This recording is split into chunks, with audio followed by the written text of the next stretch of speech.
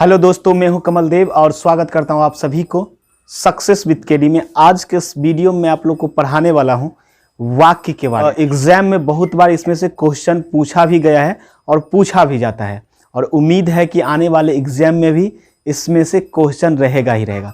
शब्दों के सार्थक समूह को क्या कहा जाता है? वाक्य कहा जाता है। शब्दों के सार्थक समूह को क्या कहा जाता है? वाक्य कहा जाता है। शब्द के जगह पे आप लोग वर्ण भी लिख दीजिएगा। क्या लिख सकते हैं? वर्णों के सार्थक समूह को क्या कहते हैं? वाक्य कहते हैं। या शब्दों के सार्थक समूह को क्या कहते हैं? वाक्य कहते हैं। यहां पे देख लीजिए, रोहन खेलता है तो रोहन क्या हो गया? एक शब्द हुआ कि नहीं हुआ? खेलना भी क्या है? एक शब्द हुआ। वैसे कहा जाए तो क्रिया है और रोहन क्या है? संज्ञा है। लेकिन वैसे देखा जाए तो क्या हो जाएगा? शब्द हो जाएगा ना। और रोहन और खेलना दोनों क्या है? शब्द है और दोनों एक सार्थक अर्थ बता रहा है कि नहीं बता रहा है? कि रोहन खेलता है। अगर मान के चलिए कि खेलता रोहन, खेलता और रोहन है, तो बताइए यहां पे तो ये क्या है? शब्दों का संग्रह तो है लेकिन सार्थक अर्थ दे रहा है? नहीं दे रहा है, तो इसलिए क्या हो जाएगा? ये वाक्य नहीं होगा। समझ में आ रहा है कि नहीं आ रहा है? तो शब्दों के सार्थक समूह को क्या कहते हैं? वाक्य कहते हैं। जैसे रोहन खेलता है। दूसरा नंबर में देख लीजिए क्या है? कि रोहित पढ़ाई करता है। क्या है? रोहित पढ़ाई करता है। उसके बाद है कि मोहन खेलता है और रोहन पढ़ता है। मोहन खेलता है और रोहन पढ़ता है। ठीक है, आगे देख लेते हैं कि रचना के आधार पर वाक्य जो है 3 प्रकार के होते हैं। रचना के आधार पर वाक्य कितने प्रकार के होते हैं? 3 प्रकार के होते हैं। पहला होता है सरल वाक्य या साधारण वाक्य। पहला क्या होता है? सरल वाक्य या साधारण वाक्य। दूसरा जो होता है आपका संयुक्त वाक्य होता है। दूसरा क्या होता है? संयुक्त वाक्य। दिख रहा है कि नहीं दिख रहा है? दूसरा क्या होता है? संयुक्त वाक्य। और तीसरा जो आपका होता है वो मिश्रित वाक्य होता है। क्या होता है? मिश्रित वाक्य। पहला सरल या साधारण वाक्य, दूसरा होता है संयुक्त वाक्य और तीसरा क्या होता है? मिश्रित वाक्य। समझ में आ गया? किसके आधार पे? तो रचना के आधार पे। रचना के आधार पे वाक्य जो होते हैं कितने प्रकार के होते हैं? 3 प्रकार के होते हैं। समझ में आ गया? अर्थ के आधार पर वाक्य जो होते हैं क्या होते हैं? कितने प्रकार के होते हैं? 8 प्रकार के होते हैं। रचना के आधार पे 3 प्रकार के था और अर्थ के आधार पे वाक्य कितने प्रकार के होते हैं? 8 प्रकार के होते हैं। ठीक है, पहला देख लीजिए। पहला क्या होता है? सरल वाक्य। पहला क्या है? सरल वाक्य। दूसरा आपका क्या है? आज्ञावाचक वाक्य। दूसरा क्या है? आज्ञावाचक वाक्य। तीसरा है इच्छावाचक वाक्य। तीसरा क्या है? इच्छावाचक वाक्य। चौथा है प्रश्नवाचक वाक्य। चौथा क्या है? प्रश्नवाचक वाक्य। पांचवा जो है संकेतवाचक वाक्य है। क्या है? संकेतवाचक वाक्य है। छठा क्या है? विधानवाचक वाक्य है।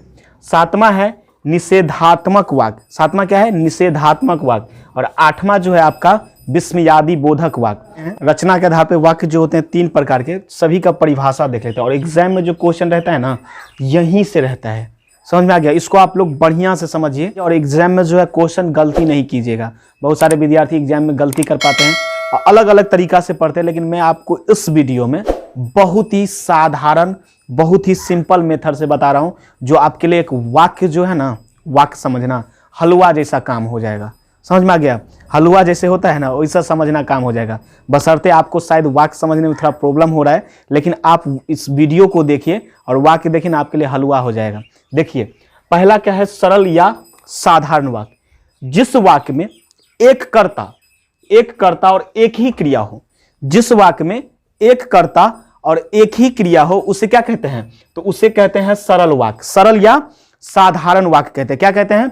सरल या साधारण वाक्य कहते हैं। समझ में आ रहा है कि नहीं आ रहा है? जैसे में देख लीजिए, रोहित खेलता है, तो आप लोग बता सकते हैं क्या है? तो देखिए, जो काम करे उसे क्या कहते हैं? कर्ता कहते हैं। कर्ता कहते हैं ना।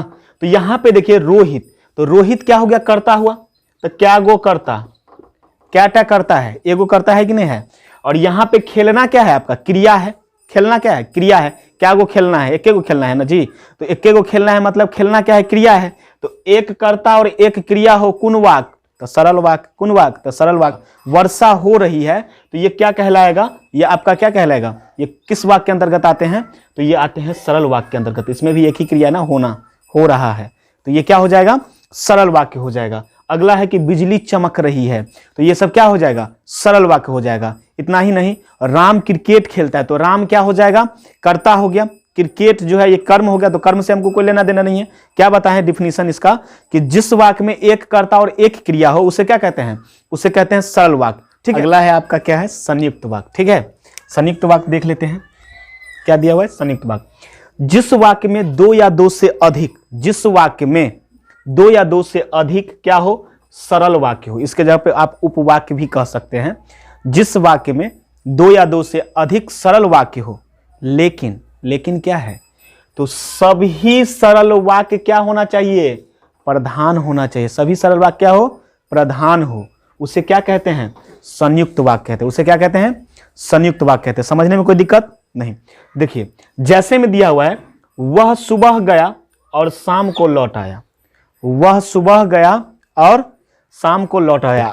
तो वह सुबह गया, ये क्या है, सरल वाक्य है कि नहीं, आप समझिएगा कैसे है।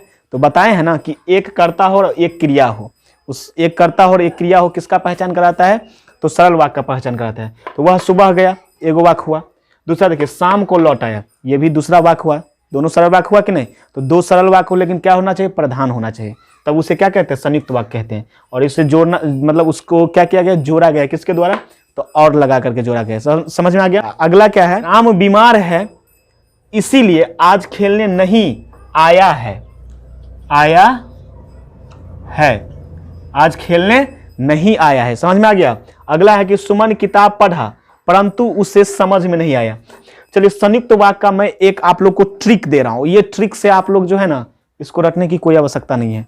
आप लोग ट्रिक से क्वेश्चन को मतलब बना दीजिएगा और ये ट्रिक को बढ़िया से याद कर लीजिए। यही ट्रिक से आप लोग क्वेश्चन मतलब बढ़िया से बनाइए कीजिएगा।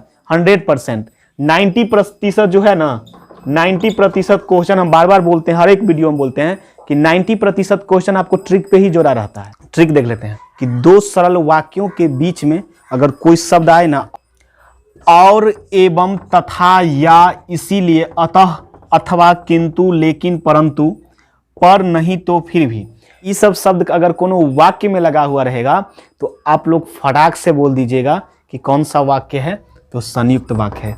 कंफ्यूजन ही ना होइएगा। जैसे देख लीजिए यहाँ पे, वह सुबह गया और आ गया। ज्यादा देखना नहीं है, ये शब्द मिल जाएगा, इसमें से कोई भी शब्द फटाक से समझ जाना है कि क्या है, संयुक्त वाक्य है। जैसे देखिए ना, और आ गया, इसीलिए आ गया, परंतु आ गया, तो ये सब इसमें से मिल रहा है कि नहीं मिल रहा है। परिभाषा हम बार बार बोल रहे हैं कि रटने की आवश्यकता नहीं है। आप लोग इसको याद कीजिए और एग्जाम में बढ़िया से बना दीजिए। तीसरा क्या है, मिश्र वाक्य। देखिए जिस वाक्य में दो या दो से अधिक वाक्य हो लेकिन एक वाक्य क्या हो, प्रधान हो, और शेष वाक्य प्रधान वाक्य पर निर्भर हो, उसे क्या कहते हैं, मिश्र वाक्य कहते हैं। कहने का तात्पर्य हुआ कि जिस वाक्य में दो या दो से अधिक वाक्य हो लेकिन उसमें एक वाक्य क्या होना चाहिए, प्रधान होना चाहिए, और बाकी जो वाक्य है ना वो प्रधान वाक्य पे आश्रित हो या निर्भर हो, उसे क्या कहते हैं, मिश्रित वाक्य कहते हैं। समझ में आ गया। जैसे देख लेते हैं, रोहित ने कहा कि वह मुंबई जा रहा है। तो बताइए यहाँ पे कौन वाक्य और इसमें कौन सा वाक्य जो है वो क्या है कि प्रधान वाक्य है। तो यहाँ पे रोहित ने कहा, ये आपका क्या है, प्रधान वाक्य है कि नहीं। और यही कहा कि क्या कह रहा है कि वह मुंबई जा रहा है। कौन मुंबई जा रहा है, रोहित मुंबई जा रहा है। तो दोनों शब्द एक ही द्वारा बोला गया है कि नहीं बोला गया है। तो इसमें क्या हो गया कि इसमें एक प्रधान वाक्य भी हो गया और एक वाक्य दूसरे वाक्य से कनेक्ट है कि नहीं कनेक्ट है, मतलब निर्भर है कि नहीं निर्भर है। यहाँ पे अगला देखिए, जिसकी लाठी उसकी भैंस। समझ में आ गया।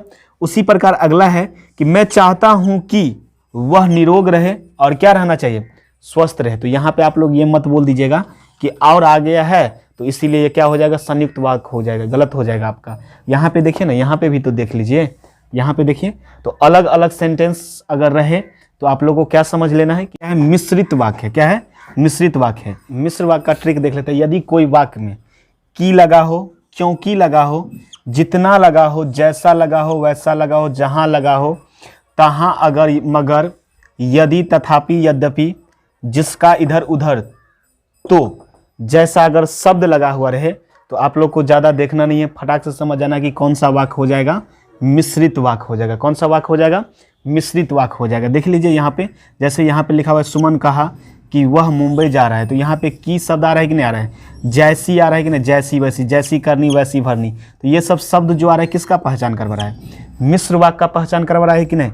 यहाँ पे देखिए ना, यदि आ रहा है, तो आ रहा है, कह रहा है कि यदि मैं आगरा जाऊँगा तो ताजमहल देखूंगा। तो यहाँ पे यदि और तो शब्द किसका पहचान करवा रहा है, मिश्र वाक्य का पहचान करवा रहा है कि नहीं करवा रहा है। अगर वीडियो अच्छा लगा हो तो लाइक कीजिएगा और चैनल पे पहली बार विजिट कर रहे हैं तो सब्सक्राइब करना नहीं भूलिएगा। और ये वीडियो आप मेरे फेसबुक पेज पे देख रहे हैं तो फॉलो करना नहीं भूलिएगा। Thank you so much for watching this video.